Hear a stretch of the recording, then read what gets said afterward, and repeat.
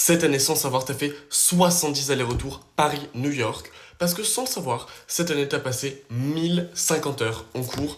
Et c'est pour ça qu'on va faire le School 2024 Wrapped.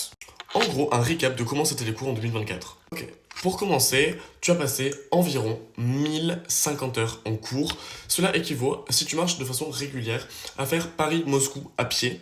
Ou bien, si tu dors 7 heures par nuit, à dormir 150 nuits où tu aurais très bien pu regarder Game of Thrones intégralement 8 fois ou Friends intégralement 4 fois. Mais non, on est allé en cours. Et d'ailleurs, avant que la vidéo continue, n'oublie pas de toi aussi faire ton recap 2024 des cours en répondant en commentaire et en mettant les mêmes informations que j'ai mises en commentaire. Meilleur prof, pire moment, meilleure note, pire note, crush.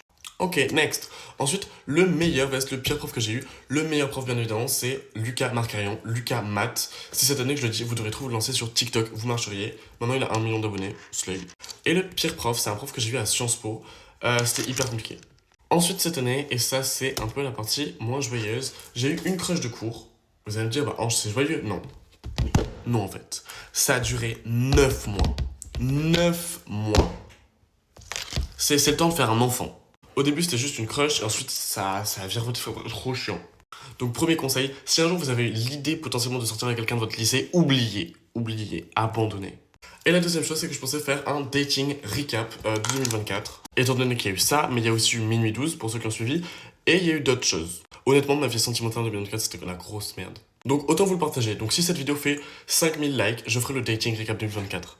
Ok, next. Ensuite, ma meilleure vs ma pire note. Ma meilleure note, c'était 23 sur 20 en maths cette année à Sciences Po. Et ma pire note, c'était 5,5 en maths cette année au lycée. Et en passant, si tu veux avoir de meilleures notes en 2025, abonne-toi parce que sur ce compte, je donne toutes les techniques pour avoir 18 de moyenne. Cette année, j'ai fait une amitié hyper importante et c'est la meilleure amitié que j'ai pu consolider avec les cours. C'est Laura que j'ai rencontrée quand je préparais Sciences Po. Laura, si tu passes par là, cœur sur toi.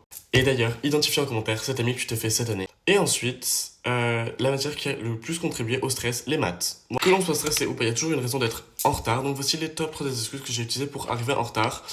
J'ai eu des problèmes de transport. Oui, bien sûr. Discuter avec la direction. Oui, il fallait que je discute.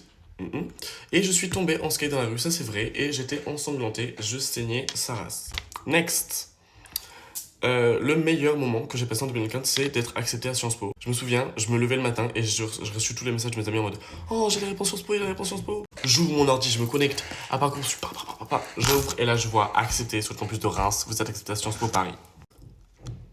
Et d'ailleurs, dites-vous en commentaire, c'était quoi le meilleur moment scolaire de l'année 2024. Bref, voilà, mon school